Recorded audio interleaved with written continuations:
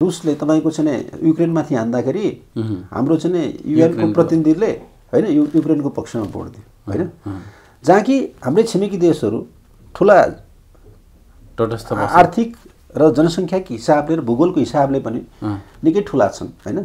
ती देशहरू तटस्थ बस्ने, हामी युक्रेनको पक्षमा भोट दिने, हामीले त असमूलन त तोडिसकेका छौँ। स्वागत छ डाक्टर साहब। धन्यवाद। अब चिनिया परराष्ट्र मन्त्री नेपाल भ्रमणमा आउँदै हुनुहुन्छ। भर्खरै एमसिसी पास भयो, चिनले पनि बिआरआईलाई चाहिँ अत्याधिक चासोका साथ हेरेको छ।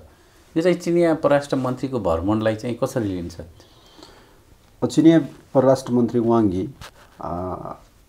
एउटा विशेष परिस्थितिमा नेपाल भ्रमण गर्नुहुँदैछ। विशेष परिस्थिति मैले यसकारण भनेको कि हामीले अमेरिकन परियोजना यो मिलेनियम च्यालेन्ज कर्पोरेसनको अन्तर्गतको एउटा परियोजना संसदबाट पास गर्यौँ। अब यसमा के कुरा छ भन्दाखेरि त्यही परियोजना पास गरिसकेपछि चिनिया वाङ यीको भ्रमण नेपालमा हुँदाखेरि दुई तीनवटा सवालहरू यहाँ उठ्न सक्छन्। एउटा बिआरआई परियोजना जुन चीनले एउटा विश्व ओल्ड कनेक्टिभिटीका लागि त्यो परियोजना अगाडि बढाएको छ, बेल्ट रोड इनिसिएटिभ नाम दिएर। हामीले सन् 2017मा त्यो परियोजनामा हस्ताक्षर गऱ्यौँ। तर बिआरआई परियोजना अन्तर्गत अहिले नेपालले अब केरुङ काठमाडौँ रेलवेदेखि लिएर 8-10वटा राष्ट्रिय महत्त्वका परियोजनाहरू पनि त्यो अन्तर्गत परेको छ। अब विभिन्न समयमा हाम्रो राष्ट्रपतिज्यू चीन भ्रमणको समयमा गएको बेलामा होस्, हामीले त्यति बेला चाहिँ 3वटा सूक्ष्म बन्दरगाह र 4वटा सामुद्रिक बन्दरगाहको प्रोटोकलमा हस्ताक्षर गरेका छौँ। तत्कालीन समयमा प्रधानमन्त्री केपी ओली जतिखेर चीन भ्रमण गर्नुभयो 2016मा र 2018मा, त्यो दुइटै भ्रमणको समयमा पनि थुप्रै हाम्रा सन्धि सम्झौताहरू समझदारीहरू भएका छन्। अब सन् 2019 चिनिया राष्ट्रपतिको जुन नेपाल भ्रमण भयो होइन, त्यो समयदेखि अथवा उहाँको भ्रमणमा पनि हामीले चाहिँ 19वटा जति समझदारी पत्रमा हस्ताक्षर गरेका छौँ। र नेपाल चीनको बिचमा अहिले 40वटा सन्धि सम्झौता र समझदारी गरेर 40वटा जति अत्यन्तै दूरगामी महत्त्व राख्ने, नेपालको आर्थिक विकासका लागि निकै ठुलो टेवा पुग्ने समझदारी पत्रहरू नेपाल र चीन बिचमा भएको अवस्था छ। तर यी सबै समझदारी पत्रहरू चाहिँ अलपत्र अवस्थामा परेको अवस्था होइन, र नेपालले चाहिँ त्यस्ता समझदारी पत्रहरूलाई चाहिँ तपाईँको परराष्ट्र मन्त्रालयको ड्ररमा राखेको इन्टरमिनिस्ट्री कम्युनिकेट नगरेको होइन। यो अवस्थामा बिआरआई परियोजनाका सन्दर्भमा नेपालको दृष्टिकोण के हो त इम्प्लिमेन्टेसनको सन्दर्भमा भन्ने चासोसहित वाङ यीको चिनिया परराष्ट्र मन्त्री वाङ यीको नेपाल भ्रमण हुँदैछ भन्ने मलाई लाग्छ। यसको चाहिँ ठ्याक्कै एमसिसी र चिनिया परराष्ट्र मन्त्रीको भ्रमणको कुनै सम्बन्ध छ कि छैन त? अब ठ्याक्कै त त्यसरी भन्न सकिँदैन, तर चीनले एमसिसीको बारेमा चासो नराखेको भन्ने होइन होइन। म एमसिसीको बारेमा यो ठिक बेठिक नेपालको यो आर्थिक विकासका लागि महत्त्वपूर्ण कुरा हो होइन, यसले सामरिक महत्त्व राख्छ राख्दैन त्यतापट्टि बहस गर्दिनँ होइन। मैले भन्न खोजेको कुरा के मात्रै हो भने जस्तो त्यो एमसिसी परियोजना जुन थियो त्यो जम्मा 55 अरबको परियोजना थियो, त्यसले नेपालमा एमसिए बनायो होइन। अब केही तपाईँको चाहिँ यो ट्रान्समिसन लाइनको कुरालाई कन्ट्रिब्युसन गर्छ अरे भन्ने मैले सुनेको होइन। तर त्यो एउटा 55 अरबको जुन परियोजना छ त्यो परियोजनाले त तपाईँको गाउँ बस्ती सडक होइन, पार्लियामेन्ट, राजनीतिक दलहरूको चैन निन्द्रा हराम गर्यो नि होइन। भनेपछि 55 अरब ल्याउनको लागि यति ठुलो दौडधुप भयो, यति ठुलो दबाब भयो होइन, र पार्लियामेन्टबाटै पारित गर्नुपर्ने अवस्था भयो। अब त्यो परियोजनाले के इम्प्याक्ट दिन्छ त भोलिको दिनमा हेरौँ होइन। तर यो चाहिँ मेरो विचारमा के हो भने मान्छे एउटा मर्यो भन्ने ठुलो कुरा भएन, काल पल्क्यो भन्ने ठुलो कुरा हो कि। भोलि भारतले, जापानले, क्यानाडाले, सोभियत के अरे रुसले, चीनले भोलि चाहिँ अनुदान दिँदाखेरि त्यही शर्त अनुसार पार्लियामेन्टबाटै पारित गर्यो भने सबै वैदेशिक अनुदानलाई हामीले पार्लियामेन्टबाट पारित गर्दै जान सक्छौँ भोलिका दिनमा? एउटा प्रश्न हो होइन। अब 55 अरबका लागि त्यति ठुलो लडाइँ भयो, सत्ताबाट मान्छेहरू बाहिर निस्किनु पर्ने अथवा सत्तामै रहनु पर्ने, आज छ कि भोलि छ यस्तो अवस्था पनि आयो होइन। दलहरूको बिचमा व्याख्यात्मक टिप्पणीसम्म गयो, दौडधुप भयो, व्याख्यात्मक टिप्पणी समेत भयो।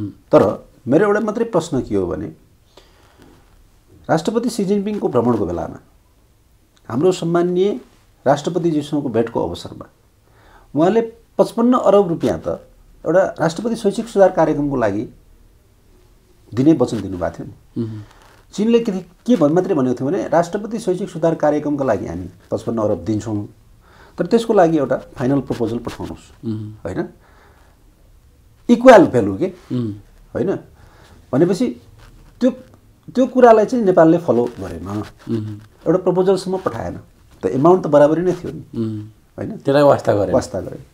अब केरुङ काठमाडौँ पोखरा रेलवेको लागि हामी सपोर्ट गर्छौँ, त्यहाँ टनल मार्गहरू छन् नि जस्तो टोखा छ अरे, होइन, यी कुराहरू राष्ट्रपति सी जिनपिङ आएको बेलामा अभिव्यक्त भएका कुराहरू, त्यसको लागि हामीले डिपिआर पठाउनु पर्ने, त्यो डिपिआर भएन।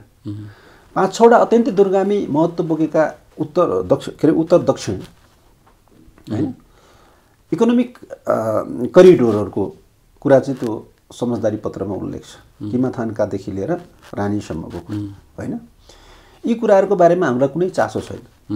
बिआरआई परियोजना अन्तर्गत तपाईँको दमकको औद्योगिक पार्क बनेको छ, होइन, त्यसका बारेमा तपाईँको काम त अगाडि बढ्दैछ, तर एकदम सक्रियतापूर्वक अगाडि बढिरहेको छैन, होइन। अब एउटा काठमाडौँ रिङ रोडको कुरा छ, त्यो आदि बनेको छ, अलपत्र परेको छ, चीनले सपोर्ट गर्छु भनेर भनेको छ, त्यो अगाडि बढ्न सकिरहेको छैन, होइन। अब जस्तो के भन्छ यो दरबार हाई स्कुल बनाइदियो, थुप्रै कुरामा तपाईँको चिनिया सहयोग छ, तर यसरी सहयोग दिन्छु भन्दा भन्दै ती समझदारी पत्रहरूमा हस्ताक्षर गरिसकेपछि पनि नेपालले किन फलो गर्दैन?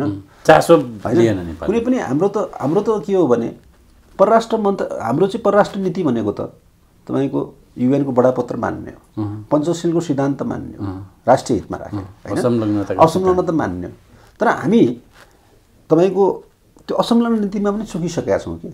जस्तो तपाईँको के अरे रुसले तपाईँको चाहिँ युक्रेनमाथि हान्दाखेरि हाम्रो चाहिँ युएनको प्रतिनिधिले होइन युक्रेनको पक्षमा भोट दियो, होइन, जहाँ कि हाम्रै छिमेकी देशहरू ठुला आर्थिक र जनसङ्ख्याको हिसाबले र भूगोलको हिसाबले पनि निकै ठुला छन्, होइन, ती देशहरू तटस्थ बस्ने, हामी युक्रेनको पक्षमा भोट दिने, हामीले त असंलग्नता तोडिसकेका छौँ। त्यस कारणले सरकार के गरिरहेछ भने त्यो आर्थिक अनुदान लिने कुरादेखि लिएर होइन सामरिक महत्त्व बोकेका दूरगामी महत्त्व रहेका चिजहरूमा पनि चुकिसकेको स्थिति छ। अमेरिकी परियोजना लिन चाहिँ त्यति लालायत हुनुपर्ने, चाइनातिर गरेका कुराहरू चाहिँ होइन तपाईँको अलपत्रै छोड्नुपर्ने, त्यसलाई चाहिँ ड्ररभित्र हाल्नुपर्ने, होइन, त्यसमा नियत सरकारको प्रष्टै देखिन्छ। एउटा तपाईँको हामी नागरिकको हिसाबले होइन यो समाजको सचेत नागरिकको हिसाबले स्वाभाविक रूपमा यस्तो के भन्छ भनौँ न एकपक्षीय हिसाबको मात्रै सहयोग भित्राउने, अर्को पक्षलाई इग्नोर गर्ने कुराले चाहिँ हाम्रो देशको आर्थिक विकासमा त्यति धेरै टेवा पुग्न सक्छ जस्तो मलाई लाग्दैन। अब यो भ्रमणको अरू उद्देश्य चाहिँ के हुनसक्छ त? अरू उद्देश्य के एउटा कर्सी भेटघाट होला, होइन, त चीनसँग गरिएका बिआरआई परियोजना अन्तर्गत सन्धि सम्झौता र समझदारी पत्रमा जुन नेपालले हस्ताक्षर गरेको छ त्यसको कार्यान्वयनको सन्दर्भमा नेपालको धारणा के हो त्यो चीनले उठाउला जस्तो लाग्छ, त्योभन्दा अरू केही होला जस्तो लाग्दैन। जस्तो नेपालमा चाहिँ नेपालमा कम्युनिस्ट सरकार हुँदा मात्रै चीनले चाहिँ अलिकति बढी चासो व्यक्त गर्छ, भ्रमणहरू त्यो बेला मात्रै गर्छ भनिन्थ्यो, तर अहिले काङ्ग्रेस नेतृत्वको सरकार हुँदा पनि चिनिया परराष्ट्र मन्त्री जसरी आउँदै हुनुहुन्छ। चिनिया विदेश नीति जुन छ उसको नेबरिङ फर्स्ट, छिमेकी पहिलो भन्ने प्राथमिकता छ, त्यो उसको विदेश नीतिको एउटा महत्त्वपूर्ण पक्ष हो। उसका सीमामा रहेका 14वटा देशहरू छन्, त्यो 14वटा देशमध्ये हामी पनि पर्छौँ। तिब्बतसँग जोडिएको हुनाले हाम्रो देश उसको लागि सामरिक महत्त्वको देश पनि हो, होइन। अब यो पार्टीको सरकार बन्यो त्यो पार्टीको सरकार बन्यो, चीनलाई त्यति धेरै फरक पर्छ जस्तो लाग्दैन, होइन। ऊ government to government, party to party, होइन, आफ्नो रिलेसनलाई मजबुत बनाएर लिएर जान चाहन्छ, मलाई त्यस्तो लाग्छ। यस अर्थमा अब ठिक हो, विकासका लागि राजनीतिक स्थिरता चाहिन्छ। हिजो कम्युनिस्टहरूको 2/3 बहुमतको सरकार थियो, होइन, त्यो किन टुक्रियो, किन फुट्यो र कम्युनिस्टहरू किन सरकारबाट बाहिर आउनु पर्यो, होइन, यसका पछाडि का कारणहरू, होइन, भू अर्थ राजनीतिक कारण पनि थियो होला, होइन, त्यतापट्टि हामी नजाउँ। तर यो चीनले अहिले चाहिँ कम्तीमा आफू मात्रै सम्पन्नताको शिखरमा लम्केर हुँदैन, हाम्रा छिमेकीहरू पनि सँगसँगै लम्क्यो भने मात्रै त्यो हाम्रो लागि पनि राम्रो हुन्छ। त्यस कारणले छिमेकीहरूलाई सपोर्ट गरेर लिएर जानुपर्छ भन्ने खालको उसको नीति होला जस्तो मलाई लाग्छ, होइन। त्योभन्दा अरू त के होला? तर तपाईँले त्यसो भनिरहँदा फेरि छिमेक फर्स्ट अथवा छिमेकीलाई पनि सँगसँगै लिएर जानुपर्छ भनिरहँदा चाहिँ आज श्रीलङ्काको जुन अवस्था छ, श्रीलङ्का चाहिँ चीनकै कारण टाट पल्टिने स्थितिमा पुग्यो। श्रीलङ्काको जुन अहिले आर्थिक मन्दी अथवा आर्थिक रूपमा श्रीलङ्का जुन हिसाबमा गुज्रिरहेको छ त्यसमा चाहिँ चीनको मुख्य कारण भनिन्छ। त्यस्तो होइन। अब श्रीलङ्कामा तपाईँको अनुदान पनि गयो होला होइन, चीनको के भन्छ ऋण पनि गयो होला होइन।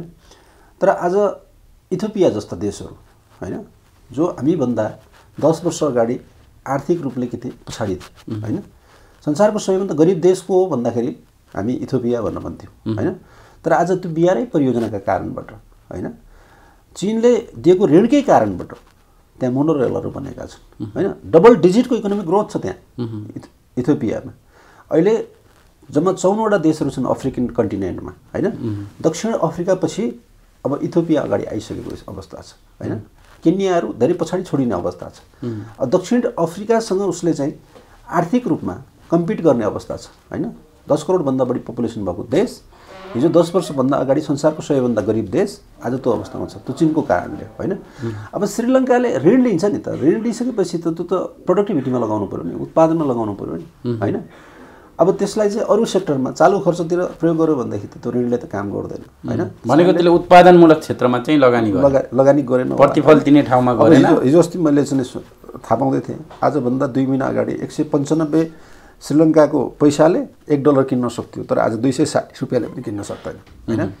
भनेपछि त्यहाँको करेन्सी डिभ्यालुएसन भइरहेको छ, इकोनोमिक सङ्कटमा छ। अब उसले पेट्रोल किन्न सक्ने अवस्थामा छैन होइन। अब यो पर्सपेक्टिभबाट हामीले हेर्ने भने हाम्रो पनि अब इकोनोमिक सेक्टरमा हेर्ने भने 10 खर्बको तपाईँको ट्रेड डिफिसिट छौँ हामी होइन। बजारमा के भन्छ लिक्विडिटीको क्राइसिस छ होइन। हामी पनि आर्थिक रूपमा सङ्कटग्रस्त अवस्थामा पुग्न लागेको अवस्था छ होइन। त्यसका पछाडि थुप्रै कारणहरू, क्रिप्टो करेन्सीको कारण होला, सरकारले पुँजीगत खर्च गर्न नसक्ने कारण होला होइन, थुप्रै कारणहरू होला होइन। फरेन डाइरेक्ट इन्भेस्टमेन्ट ल्याउन नसक्ने एउटा पाटोको कुरा होला।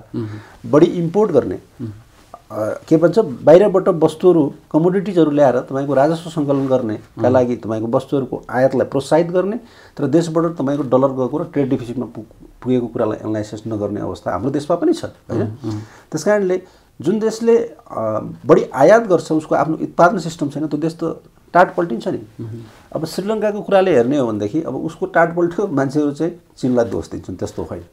उसको इकोनोमिक फङ्सन कसरी भएको छ त्यो कुरालाई हेर्न पर्यो नि होइन। भनेको त्यहाँको नेतृत्वले चाहिँ त्यो इकोनोमिकलाई राम्रोसँग चलाउन सकेन होइन। त्यो पक्षबाट विश्लेषण गर्नुपर्छ, चीनलाई दोष दिएर हुँदैन। अहिले यो नेपालमा पनि त्यस्तै खालको अलिकति आर्थिक रूपमा अलि सङ्कट, अलि लिक्विडिटी तरलता अभाव यस्तो देखिएको छ, यो पनि के को छनको त यो त के हो भन्दाखेरि पहिलो कुरा हाम्रो अहिलेसम्म अब बजेट बन्ने बेला भयो, अर्को आउने बेला भइसक्यो। जेठ 15 गते हामीले फेरि अर्को बजेट भाषण गर्नुपर्छ। तर हाम्रो पुँजीगत खर्च जति थियो बजेटबाट अथवा प्रतिस्थापन विधेयकबाट आएको पुँजीगत खर्च अहिलेसम्म 20% खर्च हुन सकिरहेको छैन। प्रदेशहरूको हालत त्यस्तै छ होइन। अनि त्यसपछि सरकारको खातामा पैसा छ, बाहिर बजारमा खर्च हुन सकिँदैन। पैसा त छ तर बाहिर बजारमा नभएपछि पैसाको अभाव देखिने नै भयो होइन। अब दोस्रो कुरा के छ भन्दाखेरि यो सेयर मार्केटमा छ नि, तपाईँको जति पनि ऋण लिने सेयर मार्केटमा लगाउने चलन थियो। अहिले त 12 करोड र 4 करोडको सिलिङ लगाएपछि ब्याङ्कहरूले त्यसलाई एडजस्टमेन्ट गर्नतिर लागे होइन। मान्छेहरूले जो सेयर कारोबार थियो त्यो ब्याङ्कको ऋण तिर्नुपर्ने भयो, ब्याङ्कमा गएर पैसा थुप्रिएको छ तर खर्च गर्न सकिरहेको छैन। अब यो सिडी र सिसिडी रेसियो भन्ने छ। ब्याङ्कहरूले जुन आफ्नो कोर क्यापिटल छ त्यो कोर क्यापिटल चाहिँ इन्भेस्ट गर्न पाउँथ्यो अथवा लेन्डिङ गर्न पाउँथ्यो होइन। अहिले मौद्रिक पोलिसीको परिमार्जन रूप जुन छ त्यो मौद्रिक पोलिसीले के भन्यो भने ब्याङ्कहरूको कोर क्यापिटल लेन्डिङ गर्न पाउँदैन होइन, ऋण दिन पाउँदैन। भनेपछि हामीसँग 27वटा जुन कमर्सियल ब्याङ्कहरू छन्, 20वटा ब्याङ्कहरू छन्, मिनिमम 8 अरब या 10 अरबको हिसाबले भने 270 अरब जति त तपाईँको चाहिँ कमर्सियल ब्याङ्कहरूको नै पैसा फ्रिज भएर बसिएको छ होइन, चलाउन पाएन। अब यो हाइपर फन्ड भन्ने सुन्नु भएको छ, क्रिप्टो करेन्सी भन्ने सुन्नु भएको छ होइन। अब त जुवाको कुरा सुन्नु भएको छ, यहाँले अनलाइन जुवाको कुरा होइन। अब क्रिप्टो करेन्सी जो मान्छे बाहिर छन्, विदेशमा छन्, ती मान्छेहरूले तपाईँको क्रिप्टो करेन्सीमा लगानी गरेका छन्, त्यसले रेमिट्यान्सलाई प्रभावित गरेको छ होइन। र नेपालभित्रै पनि हिजोसम्म तपाईँ डलर साटेर बाहिरबाट क्रिप्टो करेन्सीमा लगानी गर्ने मान्छेहरू थुप्रै भेटिए। एक दुईवटा केसहरू त देखा पनि परिसक्यो होइन। अनि त्यसपछि अनलाइन जुवामा मान्छेहरू नेपाललाई क्यासिनो जान बन्द गरिदिएको छ, उसले त तपाईँको अनलाइन जुवा खेल्ने नै भयो, त्यो डलर साट्छ बाहिर पठाउँछ। हाम्रो चाहिँ त्यो के भन्छ फरेक्स रिजर्भ, वैदेशिक मुद्राको सञ्चित पनि घटेको छ, शोधानन्तर स्थिति पनि एकदम घाटामा छ होइन। अनि आयात बढिसकेपछि स्वाभाविक रूपमा हाम्रो पैसा त बाहिर डलर त बाहिर जाने नै भयो अनि डलर साटेर थुप्रेको पैसा चाहिँ राष्ट्र ब्याङ्कमा छ हैन यस्तो अवस्था छ त्यसकारणले लिक्विडिटी क्राइसिस देखियो हस् महत्त्वपूर्ण समयको लागि यहाँलाई धेरै धेरै धन्यवाद